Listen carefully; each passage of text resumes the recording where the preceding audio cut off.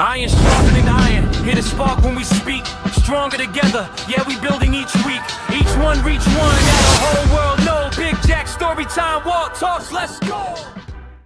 All right, welcome to the Iron Sharpening Iron Show. I'm your man, Big Jack, and this is my man, Walt Talks. This is where we prove we are stronger together, that if each one would reach one, we can all grow and glow. And I am super excited again today. Walt, we're back on the show, man. What's going on with you? My man, what's happening, Big Jack? Just proud to say, man, I had another weekend of doing absolutely nothing, and I was 30 minutes late doing that, man. I don't think I moved my car. Oh, Yeah, man. I don't think I moved my truck, man. I really don't. I had a good time, man, doing nothing. Got some stuff done around the house, you know, projects and shredding stuff, and you know, just getting under. I don't like clutter, man. So I'm just trying to get rid of some clutter, man. It seems like every time I turn around, something I haven't touched in 3 years. So I've just been throwing stuff out all day. You know? Okay. Yeah, it's like if I don't touch it, I don't need it. Let it go. Yeah. I got you. So look, I got a question for you because I have something to think about. Have you ever heard of the term "no pain, no gain"? Yeah. It's kind of like let bygones be bygones. When somebody says let's let bygones be bygones, I can show you who passed the last lick. And when somebody says no pain, no gain, I can pretty much tell you who's not doing the exercise. Gotcha. Okay. Yeah. That part right there. Yeah. Now I remember when I was in school, my strength coach used to always say pain was weakness leaving the body. So it's like I have to be in pain to prove I'm strong. But is that true? Do you think that's true? Hey man, things have changed since I was in school. I mean, what I see now, back then it was true, but things have changed. Let's put it like that. What guys I know went through in school, they would never see their sons or grandsons or granddaughters or daughters go through it now. So yeah, it's a different game, man. Right. I mean, no blood, no foul. Get up, shake it off.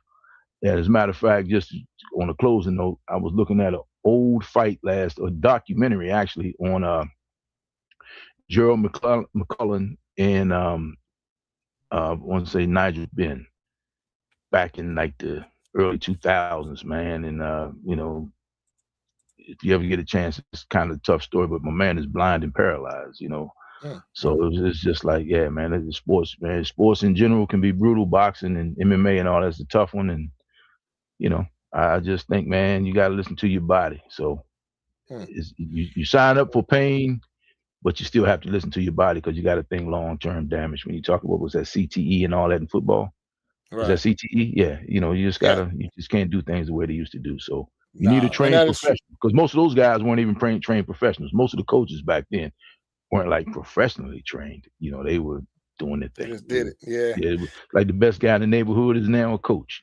So that's what it is. Yeah, that's true. So look, we got a guest today, and he's going to help us work through this out. He's going to help us work through this part right here. So I got you. Yeah. Hey, man, always, I got to start remembering, man. You throw the hook out there, and I take the hook, but I don't know what's happening. So there we go. Okay. Because you know what, he's going to help us. So we got a guest. He's going to come on. He's going to help us turn pain into progress. And that's like I don't, do I have to be in pain to move forward? But I'm a little confused. So I'm looking forward to our guest today. So if I'm there. I'm like, I'm ready to hit the button to bring him on the stage. So you ready? Yeah, I twisted my knee the other day getting up to go to the bathroom, man. So yeah, I'm ready though. Let's go. Let's do it, man. All right, man. All right. But look, hey, let's bring our guest on the stage, and all you out there watching, thank you for tuning in to the Iron Sharpening Iron Show.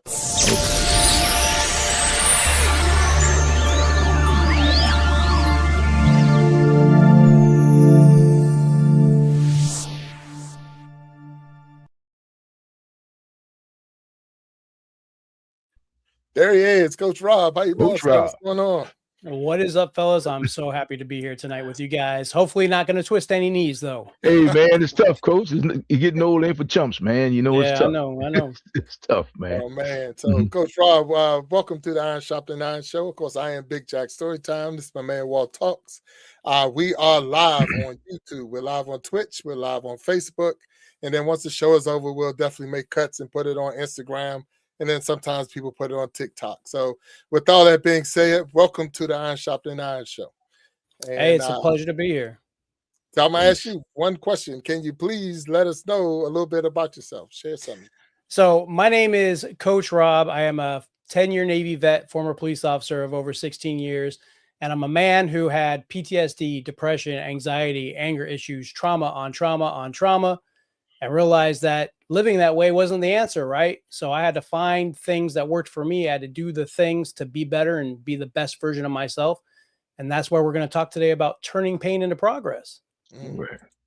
So turning pain into progress, and I thank you for your service. I want to give you that one right there. And you said too. U.S. Navy, right? U.S. Navy? Yes, sir. Okay, I will not hold that against you, but I would just say thank you for your service. I am an Army vet. So anybody know me know I'm an Army vet. But we know we all have our parts to do, and it's none of them are easy parts. Especially even, we look at soldiers are right now on the battlefield. So just knowing that, much respect for everyone who has put the boots on the ground. And like I say, and it's not even about going overseas. Sometimes it's those who stay home. You got just as much work to do. And I know my man Walt's up here is a former firefighter. And that too is another service that someone has to do that's really about serving people. So that's all about all of our service that we've given to the world in one way or another. It's just to make people safe and give them a freedom of just knowing that they can survive. Okay.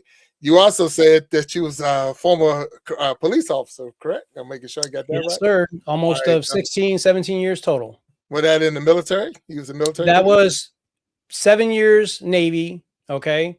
10 years federal. So, and then like a couple months local, but mainly federal.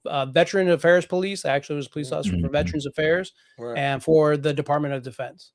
Okay. All right. So we got a similar path. I got to talk to Coach Rob a little bit more. Excuse me, because I was military police when I was in the Army. So that was how I finished up and got to travel around the world as a police officer, which is pretty cool. So, when you go to foreign countries and I think Korea, when I was in Korea as a police officer, and then Somalia as a police officer. But at the same time, it's a different duty, because then, Walt, if you don't know, because you're watching out for the soldiers and you're watching out for the civilians. So that makes it a little tougher because, you got to keep your eyes on the civilians so that if they come on base and things like that. But a lot of times I remember being in Korea, going off of the base, going on to the civilian world, basically in the country, to get our soldiers back and bring them back on the base. I did that in Japan. I lived in Japan for 3 years. So same thing, having to work with the Japanese nationals and, deal with civilian side of the thing, because our base, essentially, you are the county or local police department there. So dealing with everything from, domestic violence to theft to everything a normal police officer would do, just on a military installation. On a military, yeah. So that was one of the hard parts. And then, and I don't know if you had that issue, Coach Rob. I did, but when I was in Korea, I had to have what they call a katusa, which is more like a national, Korean national soldier assigned to the United States. They would go out there with me. Yeah, they would go out with me because they would have to translate when we're in this, because I could tell you, they might speak English, but when they're in trouble, they can't speak English anymore. So I needed somebody that could speak to them, because I'm like, tell him I said put his weapon down. So so it got a little shaky out there. And one of the big things I noticed, and we're just sharing as we're talking, Rob, was that there's a difference in respect. So if that person that we were dealing with was older, my Katusa was younger, he wouldn't speak to him in a harsh way, because that was his elder.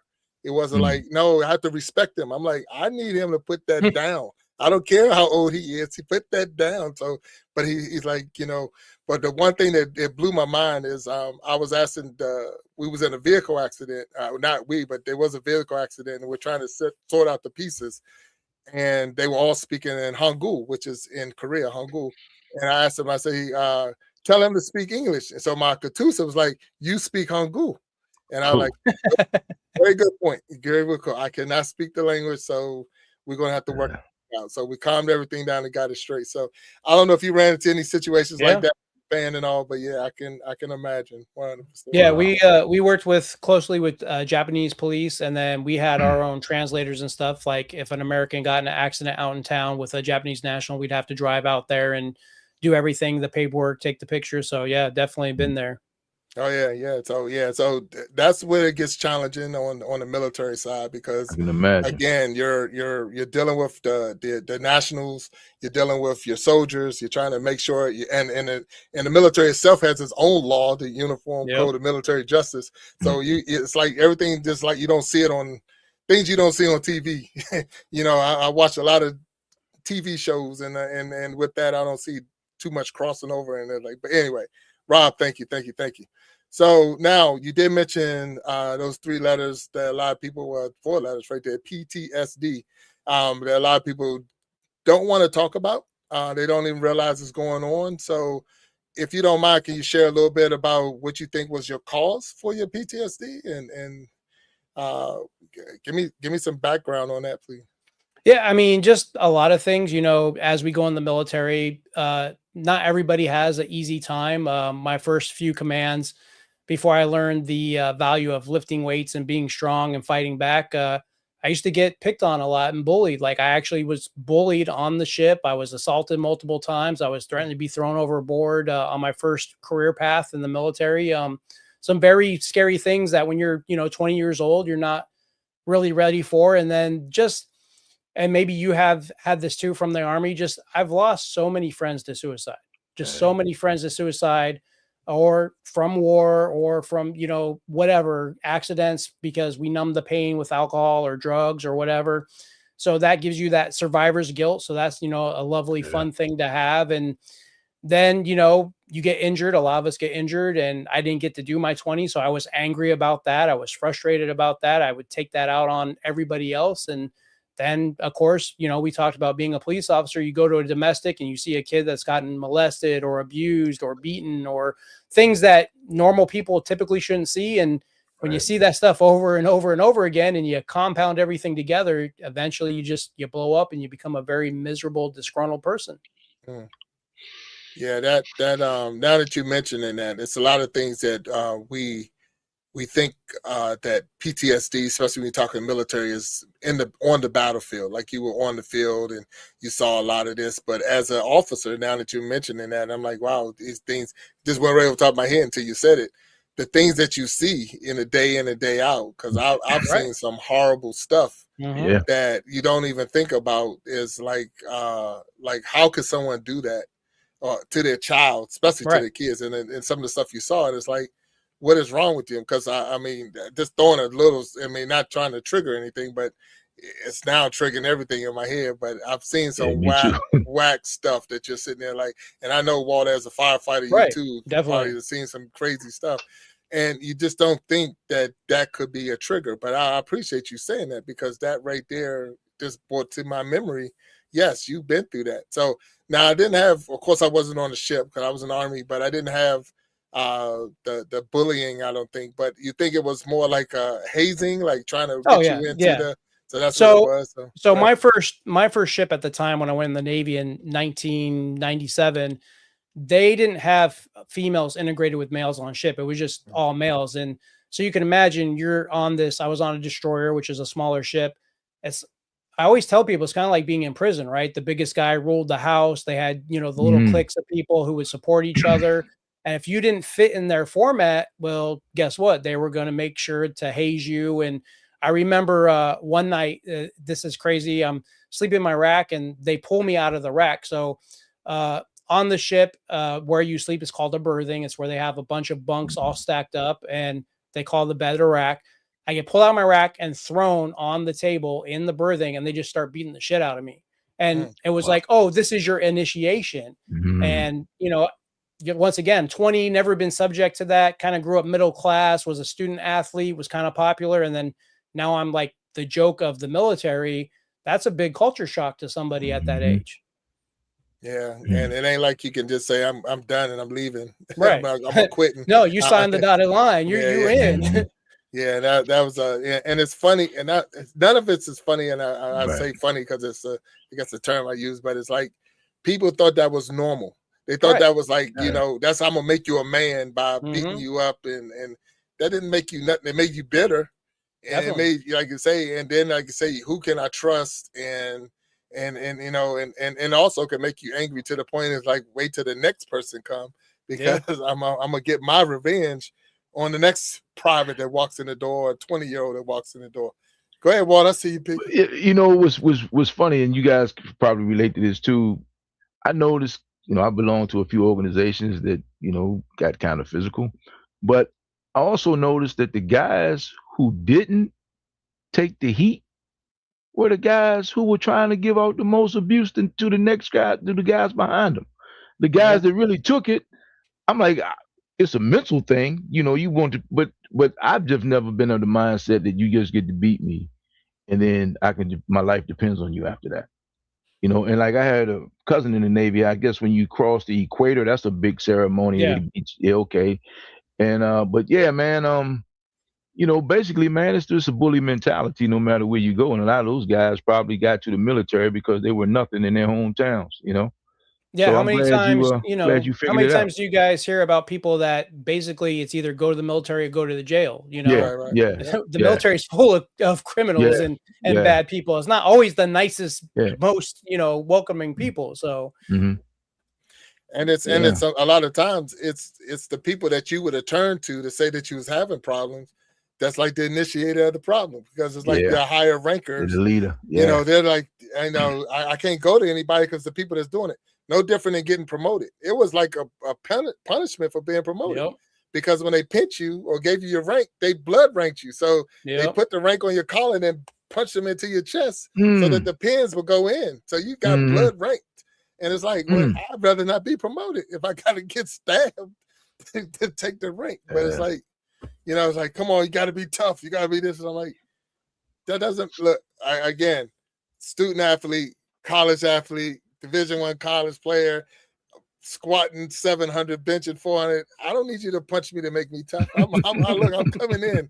I came in, look, Rob, I went in the military at 250. I came right off the football field at 250. And as my man say, Walt would say, cut like a bag of dope. Cut like a bag of dope. It was cut up, bro.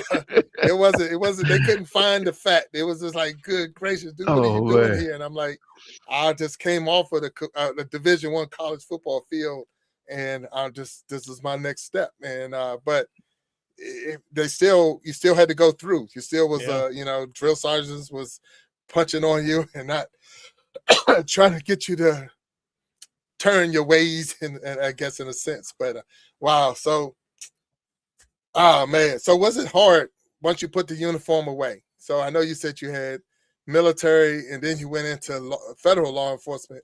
So what was the big change for you with that, from military to federal law enforcement? How was that change for you?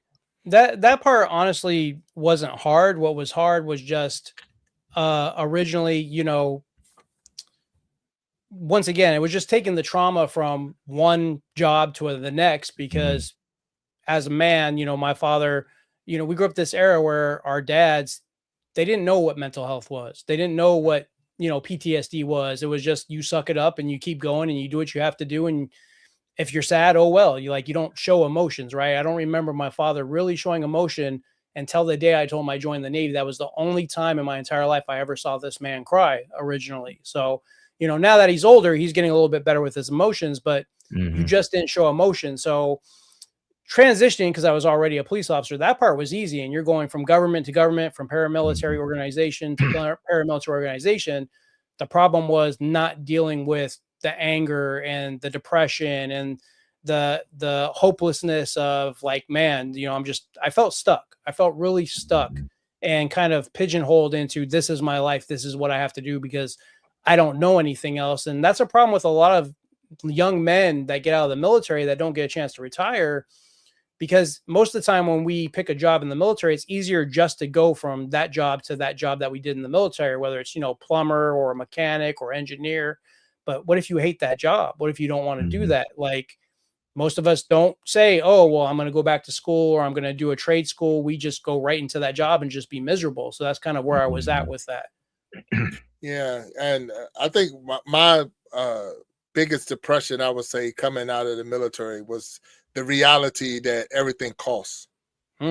Like when I was in the military, my rent was paid. You know, my food was paid for. They gave me my uniforms. I didn't pay for anything. And then when I got out, like, wait a minute, you got to pay mortgage. You got to pay rent. The light bills are due and the cable is due and this and that. So I was like, they didn't prepare me for the reality that once I got out, that it's going to. So now you got to find, like you say, find a career, find a real job and fend for yourself in a sense. You know, no one's going to pay your bill for you and this and that.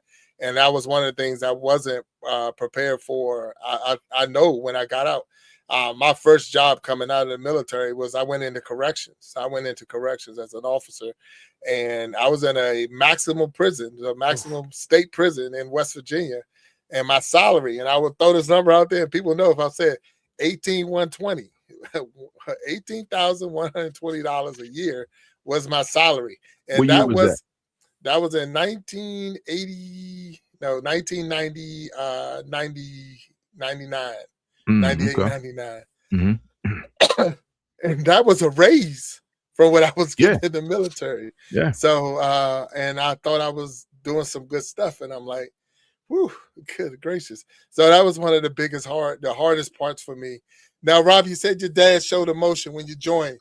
So I got to ask, was it because you joined, happy that you joined, or sad that you joined? Because I know a lot of parents. I think it was happy because he got my ass out of the house.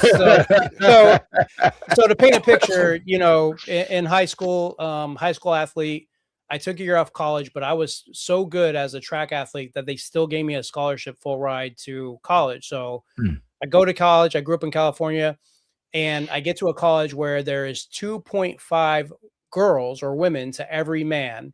And me not giving a crap about anything else was chasing females and not paying attention to school. I get kicked out academically. My dad, you know, is trying to foot the bill for certain things, my car, gas. And every day for 6 months, this man comes to my door, kicks open my door to the point that I think at the end of the 6 months, my door was physically broken, and says, join the Navy, and then walks out to his business to go start his day for work. He did that every day. And my dumb butt, as a knucklehead kid, like, oh, I'll show you, Dad. So I go down to the recruiter and I sign up, and he got exactly what he wanted. So, oh man, and so did the recruiter. So did the recruiter. A madman coming in. Oh yeah, no doubt. They saw me coming a mile away. Yeah, they saw you coming a mile away, Rob. You sure did, Coach. That's crazy that you're saying that, Rob. Because I remember being because I went to a Division I school when I first full scholarship Division I. Wasn't getting the playing time that I was looking for, so I got a little upset and said, hey, I'm transferring. So I transferred to a smaller school so I can get that playing time that I'm looking for. The coach that got me to transfer over, he got fired after the first year. So now I'm stuck at the school with a new coach, and me and this coach didn't get along at all. So we did not get along. So one day he had us out there practicing 5 o'clock in the morning. We used to practice at 5 o'clock in the morning. Nobody should get up at 5 o'clock in the morning to do anything. Not as a college student anyway. Yeah, right. In college. So I'm like, I didn't even know the sky was really purple. It's turned purple between the dark and the light. So I'm like, okay. So, and one day we're out there, it's cold. I'm in West Virginia. It's cold up on the mountain practicing. I'm a running back. So somebody hits, making a tackle, hit my hand, and fingers all cold and hurting, and I'm upset. So me and the coach is down face to face. And I'm like, if I wanted to get up at 5 o'clock in the morning, I'd join the Army. And he was like, well, join the Army then. And I just walked right down the hill, went straight to the recruiter, and joined the Army. And that's how it happened. That's exactly how it happened. So, yeah. Very simple. Oh, man. You guys got parallel stories for sure, man.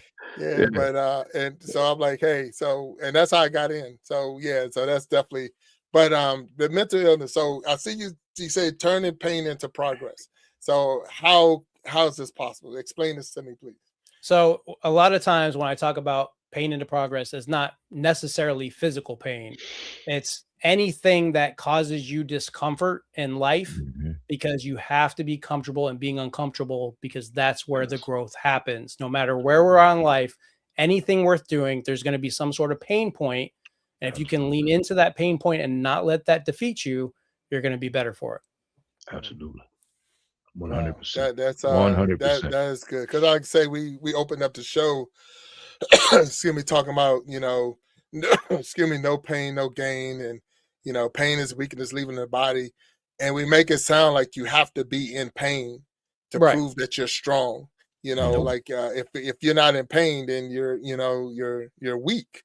And I think a lot of us take that same motto or same saying into the mental world. We take that like, I got to prove that I'm strong.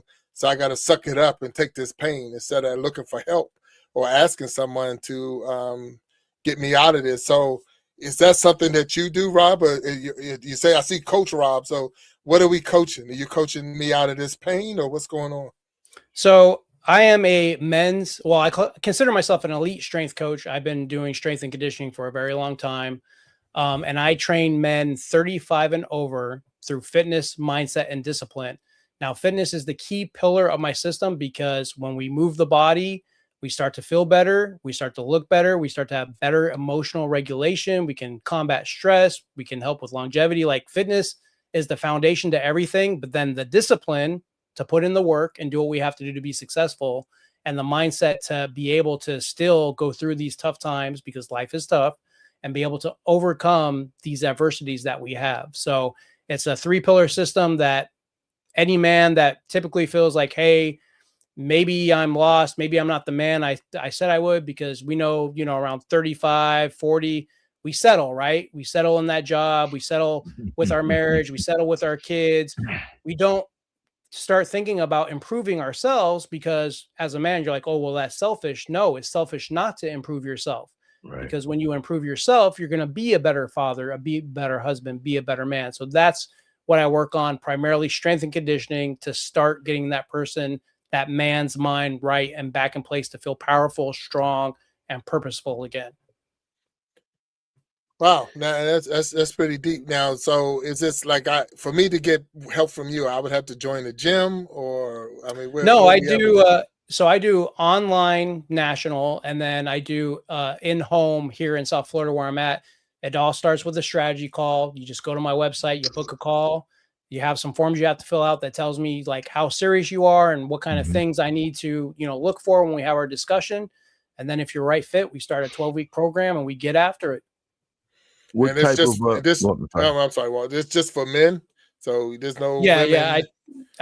I'm from like, without getting into religion, but like God has led me to. I need men to be strong again. I think we're in a society where men have been told to be weak. If you look at TV, the dad's always a goofball. He's always stupid. He always is making mistakes and having accidents, and everybody says, oh, toxic masculinity, and tells men not to be strong. No, men need to be strong more than ever. So I am specifically led for men at this point in my life. No, and I can respect that, and thank you for sharing that insight for us. And Walt, I see you had a question. Go ahead. Oh yeah, I was just going to ask. So your workout, is it strengthening? Is it weight training? Is it calisthenics? Is it what type of strength? Body weight? What type of? Yes. Well, it depends on the individual. I mean, if you have injuries, I'm going to have to work around those injuries. I work on your nutrition. I'm certified in nutrition, certified in peptides. So it's a total approach, primarily strength training, meaning training with weights, because as we get older and we start to lose muscle mass, that's where we start to have those injuries. For myself being 49, as I get, in the late 50s, 60s, I want to be able to walk upstairs still. I want to be able to have that mobility. So strength training is the key, but then the conditioning part is like full body workouts, body weight workouts. Maybe if you like boxing or some sort of combat sports, whatever we can fit in there. It's a full body workout, usually 2 to 3 times a week, and then a couple conditioning cardio workouts, because essentially it's like I train you like an athlete, because I don't understand, right? At our age, why can't we train like an athlete? Why do we give up, training like that? Because when you train like an athlete, now you're taking care of the complete body and you're able to, like I said, be more powerful, lose that fat, have more muscle, build that longevity, and hopefully have a longer lifespan. So speaking of athletes, do you find that 35 to 40-year-old former athlete is a tougher client, so to speak, because those are the guys that swore would never happen to them? I know, like I play golf, Jack and I play golf, And man, it's like the athletes die hard on the golf course, man, because they still are trying to be that competitor that they were, not realizing it's you against you. It's the man in the mirror, and some of these guys have this skill set has identified who they were for so long that they will do anything, to avoid from being someone other than the guy everyone knows them as the winner, the greatest guy, the best guy. And it brings out a lot of things, man. So what's your story? I mean, you didn't pick 35 out of the sky. So clearly we've all, and I'm 62, so we've all been at 35. We know around that time, you're right, guys start to settle.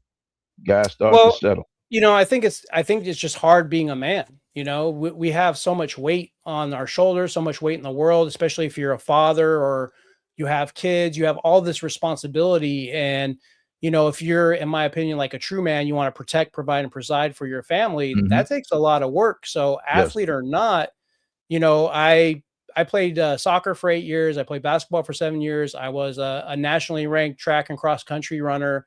And even in the gym, sometimes I'll stack those plates and I'm like, oh, wait, we got to slow down. It's about that ego, right? So sometimes we have to check that ego out a door. And that just goes with a simple conversation and realizing that while lifting heavy is awesome and it's amazing, sometimes that's not always the best answer. And if we have to scale back, we have to scale back. But as long as we're doing the work and we're lifting some sort of weight, then we're going to be better for it. Right. Some type of strength training, because as you get older, man, you start losing the muscle mass, testosterone, the whole 9 yards. Yeah. So it's all downhill, right? It's pretty, hey man, it's hey man, I'm telling you, it's weird. It's weird. Now, as far as providing and protecting, if we are really good providers and good protectors, our loved ones should have no idea how much we really go through to make that happen, right? Can we agree with that? Oh yeah, I can agree with that. Yeah. Yeah, I mean, like how much we observe, how aware we have to be to really protect and provide for our families. It just drives me nuts I would imagine for you being a firefighter and you being a military veteran, like, and former corrections officer, we're all hyper vigilant, like all the time. Oh man, yeah, all the time. Yeah. And it's weird, man, because that's the way. That's how you're built. You're trained that way. You see things coming, and it's not about always being the biggest, the baddest, the strongest.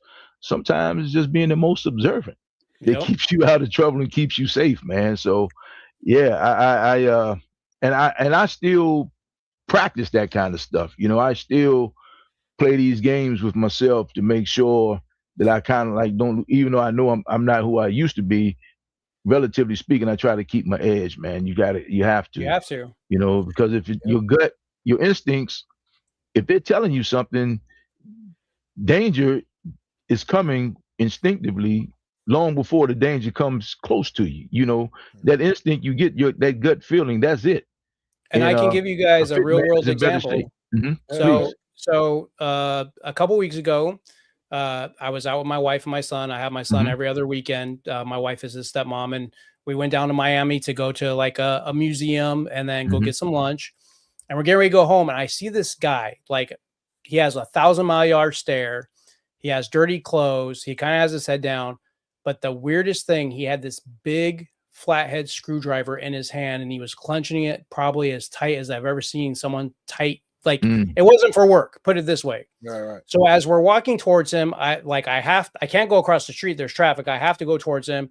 I purposely positioned my wife and kids on the other side of me and was like, well, if he's going to do something, I guess I'm going to have to take the hit.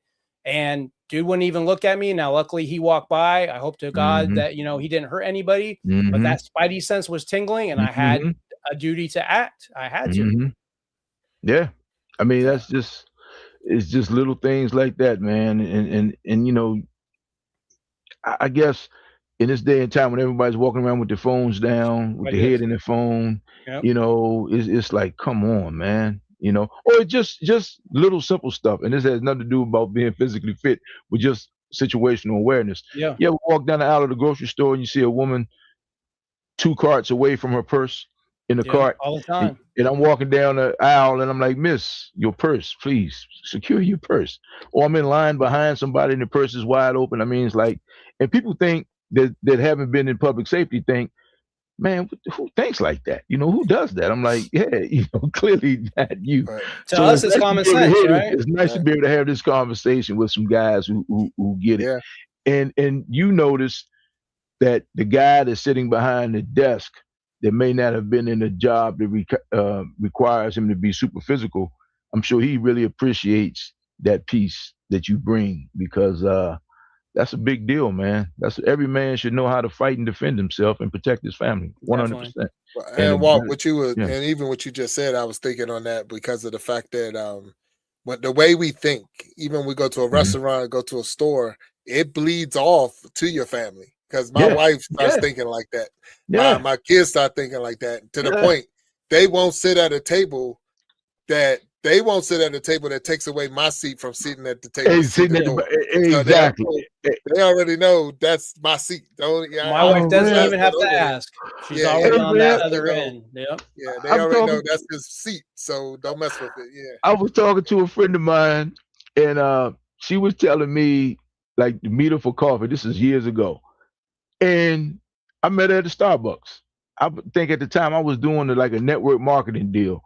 And we walk into Starbucks together, and I always, you know, like the door test in the Bronx Tale, I always also use the seat test. And even though I'm, you know, she wasn't anybody that was dating or anything, I just wanted to see, as a woman, where she would sit, right?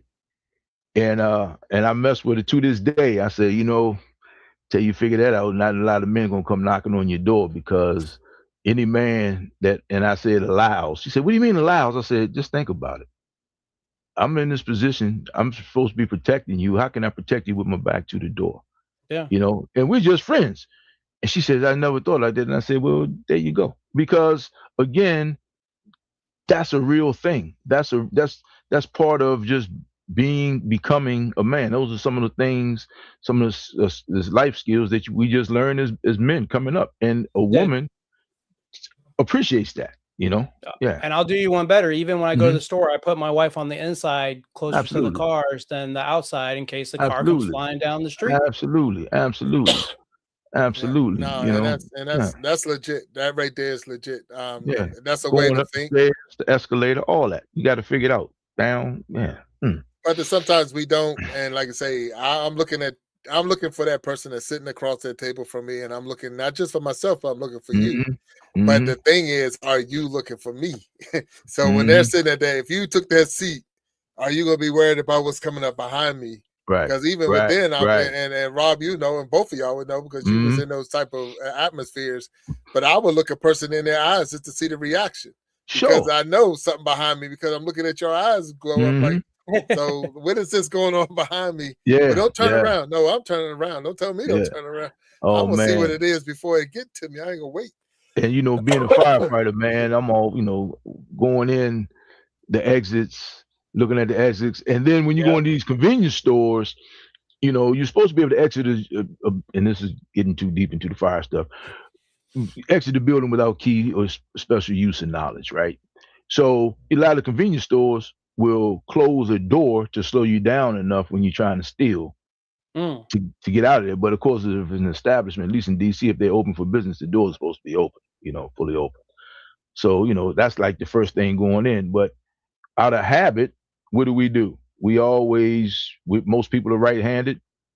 People usually go to the right door. A lot of times they'll lock that door just to slow you down getting out of the store. So and people like, you're retired. Why do you think like that? I'm like, oh man, I can't explain. Hey, look, if I have to have this conversation with you, clearly I can't. You just don't need to know.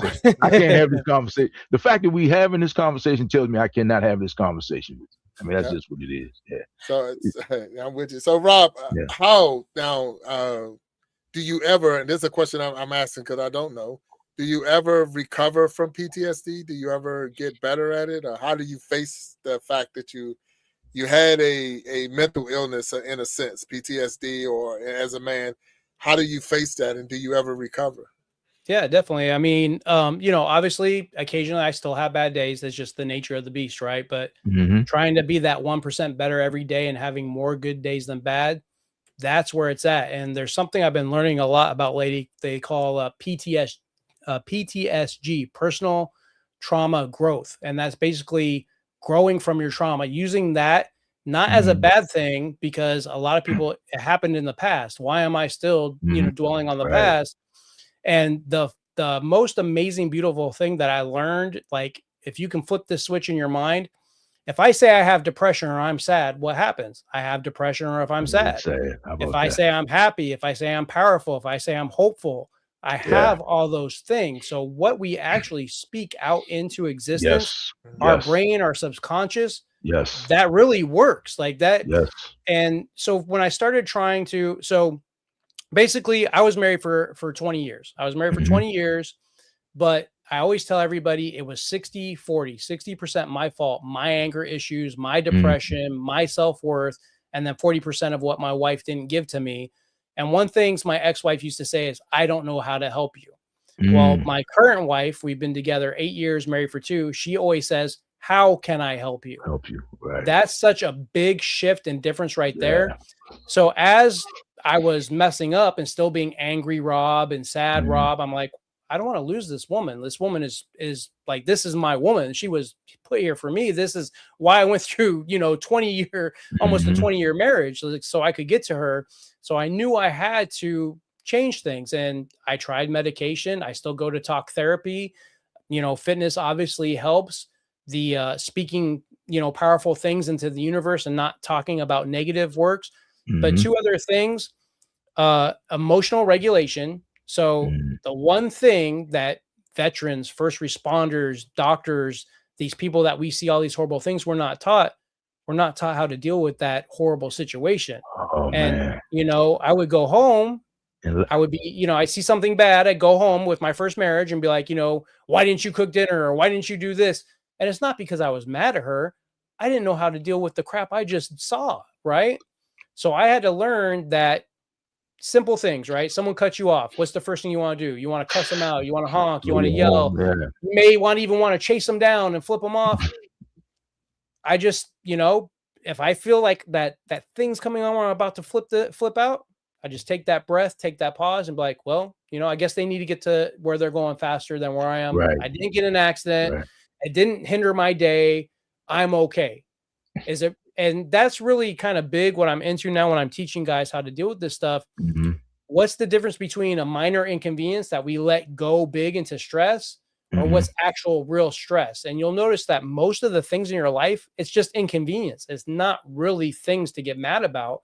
And that right there can really change someone who's going through these kind of mental health issues. Yeah, we suffer more in our imagination, and it's not even the act that gets us; it's what we perceive the act to mean. Oh, you must think I am fill in the blanks. And once we get past that, and for me, man, because I've been there, trust me. Well, 2 things. One, public safety guys, we laugh about it, we joke about it, but we don't deal with it. But we don't deal with it when we're amongst ourselves, 100%. But the other thing is, it's like this person, like a person, like when I see people, I'm not going to let this person get in front of me. He's driving crazy. Like, why would you want the crazy driving person behind you? Like, why? Yeah. Why not just let them go, let man? Them go. Like, exactly. And see now, but the humbling thing for me in real time is I'm a motorcycle guy. And on a motorcycle, everybody's That's more dangerous. Enemy. Yeah. Everybody's the enemy, man. So, I can't just be mad. Excuse me, guys. I can't just be mad and kick the car. I mean, I'm at a disadvantage here, right? So it teaches you patience. Like, one, I'm not going to be in someone's blind spot, right? I am more aware and in tune with what's happening.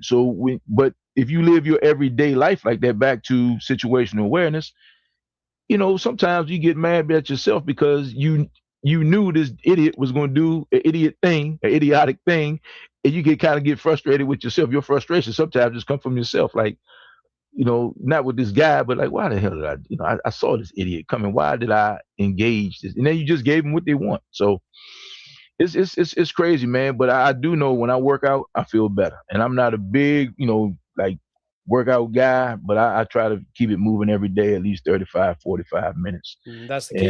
And I just notice I sleep better. I feel better. And when I don't, I feel it. Like the day I ate all day, I had to get up and throw the dumbbells around in the kettlebell for about 35 minutes a day because I just felt like I hadn't done anything, man. I just felt terrible. So yeah. So man, good for you. Yeah. So Rob, I'm curious on this because you was in the law enforcement, world, military, federal, civilian, law enforcement.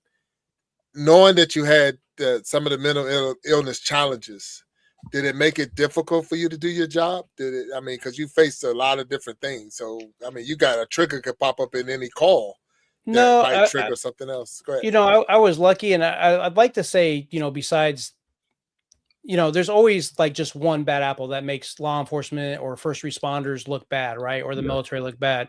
I say for the most part, we all deal with this stress, and we get so locked in on that call that if you have that, I'm going home and I'm not going to be a victim. Like once you're locked in, no, I was always very gifted for being very professional. They teach us when I was a police officer, it's presence, then verbal, and then, the ladder of force. Yes. My presence was always spot on. And my verbal was, I was going to respect you as long as you respected me. Right. And most of the time, even if somebody was going to get arrested, but I respected them as a man or as a woman or as a person, I had a better issue of making that arrest and getting them to jail safely and going home safely versus I'm a police officer, you do what I say or else. No, so it was my training and how I did hold myself to a very high standard that I didn't really get frustrated when bad stuff happened. It was more about protecting the people and protecting myself. So, and you have to hold yourself, but your colleagues accountable, because I can't even mention the times I'm on a call and I'm like, man, what are you doing? Like, I got it, man. Go sit in this truck, because it's making the whole situation worse. But let me ask you this: like, respect begets respect, right? Period. That's just what it is, man. So, do you feel that people who are take better care of themselves physically and mentally are less stressed? It's a connection right there. Like just taking a walk around the block, just taking, you don't have to go running, man. Just taking a walk in nature, man. Go stick your feet in the grass. It's like, man, you realize that, man, life is just so precious and it's just so good and it's so temporary. So, hey, man, I know you. Are you involved with any support groups, anything that you help other guys get through where you are or get to where you are, should I say? As my business grows, I will, or I am looking to do initiatives for first responders where hopefully I can go to departments and talk to them about, emotional regulation. My whole mission with my version of a tough man may be different than the typical tough man. First of all, it's obviously being in shape, eating healthy, taking care of your family and responsibilities, but it's being vulnerable when you need to. And being vulnerable means that if you need help, if you're not okay, that's okay.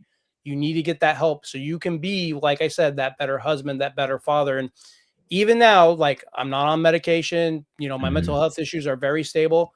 I still see a therapist. I still talk about my problems. If I'm having a bad day, the one thing I don't understand in marriages and men, communication.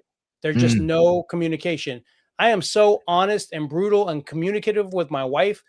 I don't remember the last time we've had a major freaking argument. We might argue about silly stuff, but after that 2 seconds of arguing, we're fine. And we talk about it because I communicate. Babe, I am not okay today. Can you please give me just 5 minutes? Right. Give me 5 minutes. That's and then all. We'll talk all you want. Yeah. And you have to do that. So Rob, I'm asking this because Rob, I'm gonna ask you this because of the fact that you're saying this is your second marriage. So your first marriage, did you learn that for your second marriage, where communication is the key, and I need to be wide open and willing to share that? Because that's what I want to share for anyone that's listening, all our listeners out there, especially men that's dealing with this. It's okay to not be okay. It's okay to say I need some help, and it's okay to open up to your spouse and all. And let them know that I'm hurting. And also, I need a space. I just need space. Give me 5 minutes. Give me 10 minutes. But be willing to talk to them when the 5 minutes and 10 minutes is up. You can't be 5 minutes, 10 minutes and hold it in, because if anybody's wife is like my wife, she going to want to know when the 5 minutes and 10 minutes is up. You know, what's going on? You said 5 minutes. So with that being said, go ahead, Rob. Go ahead. I was just gonna say, but if you do have women listen, if a man ever says, just give me a few minutes, just give that man a few minutes. Don't badger him. Don't berate him. He's probably going through a lot. You don't know what he saw, what he dealt with, who gave him some bad news. Give that man some time to cool down, respect that. And I guarantee you, he's going to be more apt to want to talk to you and fix that problem versus having an argument and blowing up. But not only that, and this goes for men and women, but I'm going to say to women, because I'm a man, you cannot weaponize a man's emotions and expect him to treat you the same way down the road. Because he will never, ever forgive you for that. Never. Yep. I mean, you may not even know it, but the weaponization of a person's feelings, you can't do that. That's dirty pool, so to speak. And as far as asking for help, like as men, we understand that there's an amount of respect. And Jack, you can speak on this more. And Rob, you know, of course, you had guys in jail, but Jack, you worked in a prison. Hey, man, these guys, they live on respect. Am I right or wrong? Because they understand at any time this thing can go sideways. You know, so you don't see two real men who really understand what being a man is about. I mean, other than stupid guys with alcohol and all that, but basically two men, we're going to respect each other, because when it escalates, it can really get bad. And you know, it can go, you can win and still lose. You can still win and go away from there in the ambulance or the morgue, you know. That was one of my things, Walt, that you said that when I was in corrections. And I know Rob was just talking about that, having that respect for the person. I'm going to respect you, you respect me, and we can get through. And when you're, you know, as a correction officer, excuse me, as a correction officer, like I would tell them all the time, you was a man when you came in, you're going to be a man when you go out. You know what I'm saying? So I'm going to treat you like a man. You know what I'm saying? I didn't tell them go to their hole. I didn't talk to them like they were less than people, because they were real human beings. They just, whatever they did, they're doing their time. It's not for me. I wasn't the judge or the jury, so I didn't put you here. You know, whatever happened, I'm just here doing my job. But my big thing was, like you say, Rob, saying you want to go home. I'm going to get home. I want to go home safely. I know that they're not going to be able to walk out like I'm going to walk out. Right. But I didn't take, and that was the hardest part, where we're talking about needing that 5 minutes and 10 minutes, because I didn't take what I saw in the time I was on duty home. I would never take that home, because I've seen a lot of stuff, and I'm like, my family don't need to know that stuff. They don't need to know what goes on behind the prison doors and all of that stuff. I'm gonna bring you rainbows and butterflies. I'm not. You don't need to know the stuff that I, you know, like what Jack Nixon saying, a few good men. You can't handle the truth. You can't handle the truth. Yeah, it's real. It is really real when you, like, you know, I need you to tell me, like, you don't need to know that stuff. There's no reason for you to know that stuff, because then you'll be worried about me every time I go to work. Every time, if you knew what I face every day, you'll be worried, because what you don't know, you're just thinking, you know what I tell you, you know what I'm giving you, but that still makes us as men bottle a lot of stuff up. Yeah, because the person that you want to share everything with, it's like, I don't even want to put all that on you, so you don't put it on your spouse. So it's good to have, I guess, groups of people that you can talk to that can help you get that off your chest. So, well, that goes into having a tribe, right? Like that's why we need to have more conversations like this. More men need to talk about things like this. Like there's this, you know, new like lone wolf theory, and guess what? It doesn't work. Like there's nothing wrong with confiding in men.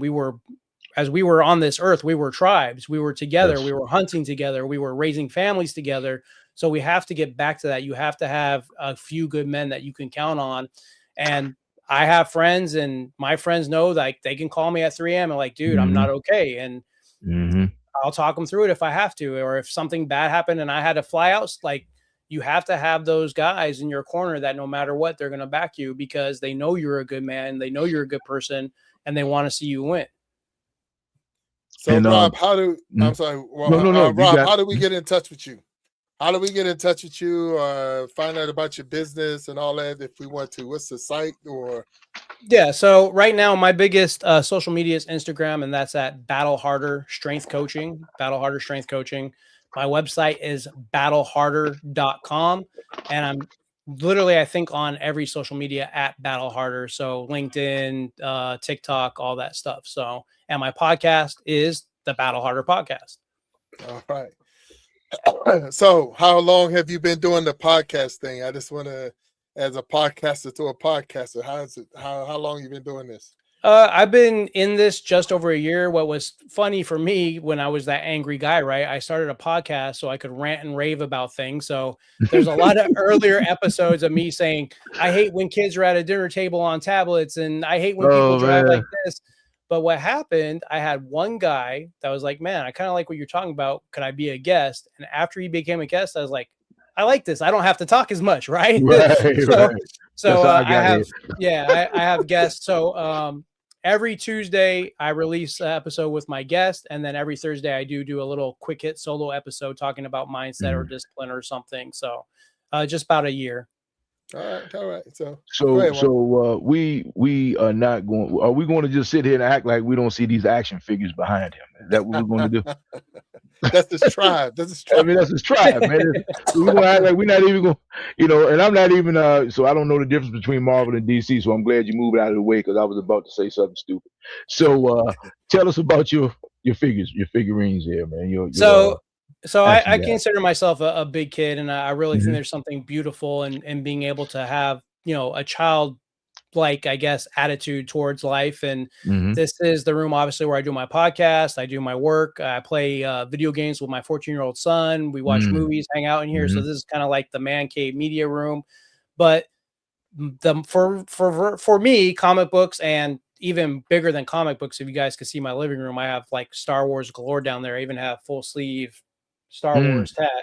Oh, wow. It just reminds me of my childhood. It's the happiest moments of my childhood. So when I can come in this room and see these wonderful things, it's calming, it's peaceful, and it's very happy time for me, where I'm like, man, these were like some of the best times of my life. So cool. Wow, that's cool. That is cool. I'm a toss between both. I like some characters from DC and some characters from Marvel. So yeah, I'm not. Don't get me wrong. I'm not. So in my son's room, there is a bunch of DC stuff. I'm just a nerd, bro. I'm just a big kid, big nerd. I love comics in general. I've always been kind of artistic. I used to draw comic book characters. I collect the comics, read them and stuff. So it's just that world that I truly enjoy. You ever make what's that, Comic Con? Yeah. Oh yeah. Yeah. My wife.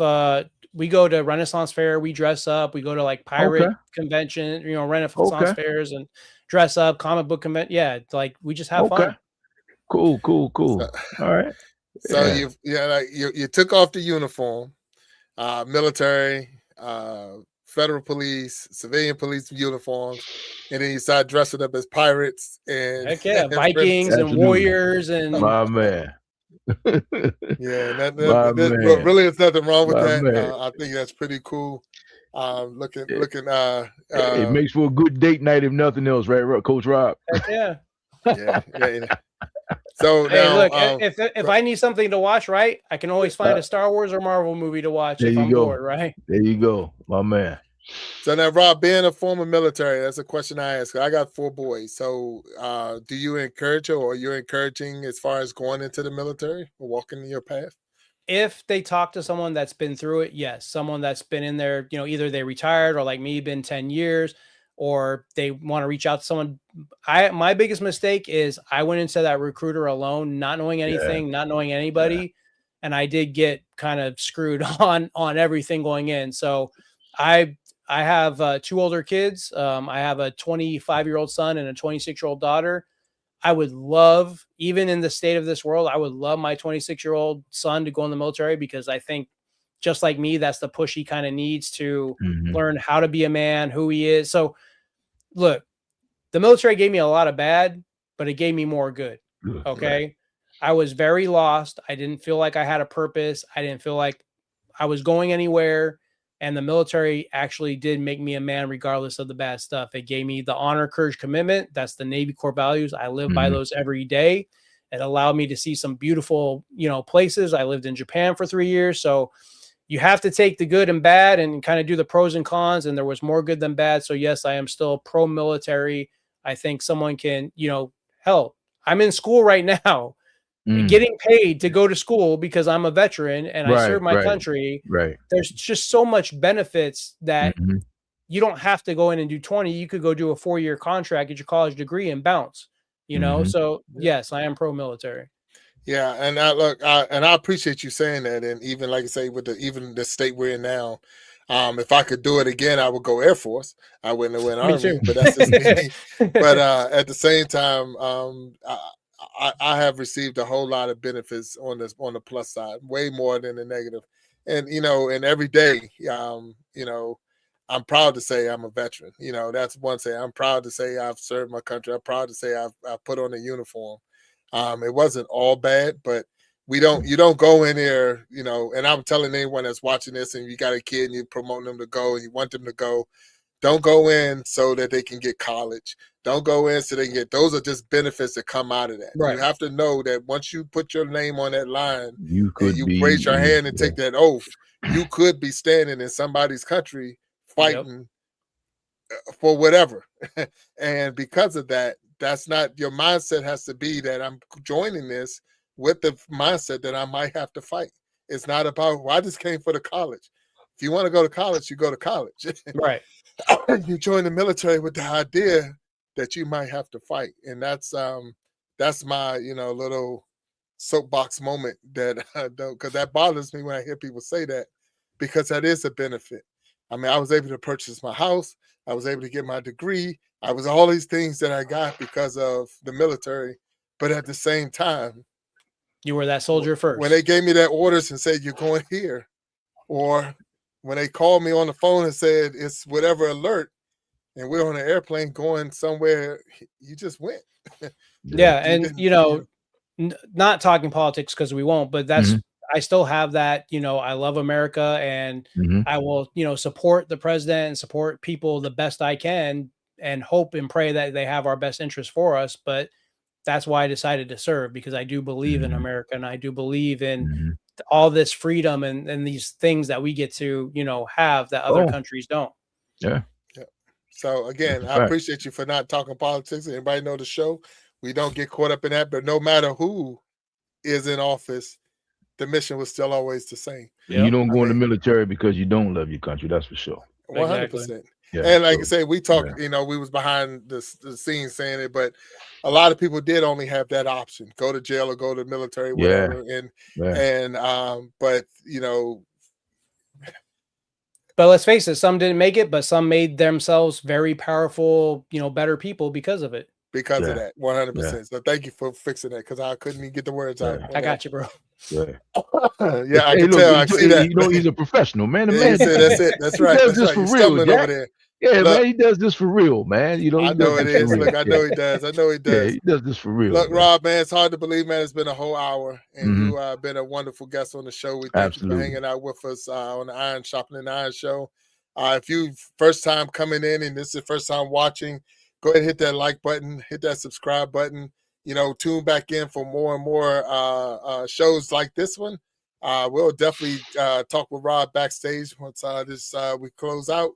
And hopefully we'll see him on some of the other spinoffs that we got in the universe. But until then, we're going to ask you to stay sharp. Take care of yourself. But before I go, I'm sorry. Rob, you got anything you want to say to anybody out there? So go ahead and give your spiel. Just lead with love. That's all I'm going to leave you with. Like, no matter who you are in your life, as a man, woman, whatever, lead with love and you can dang near accomplish anything. There it is. Wow. That's powerful right there. I couldn't even follow that up. So let's close out. Walt, Coach Rob. Coach Rob, thank you, sir. Right. Coach Rob, stay back for us for a second and we'll talk to you after.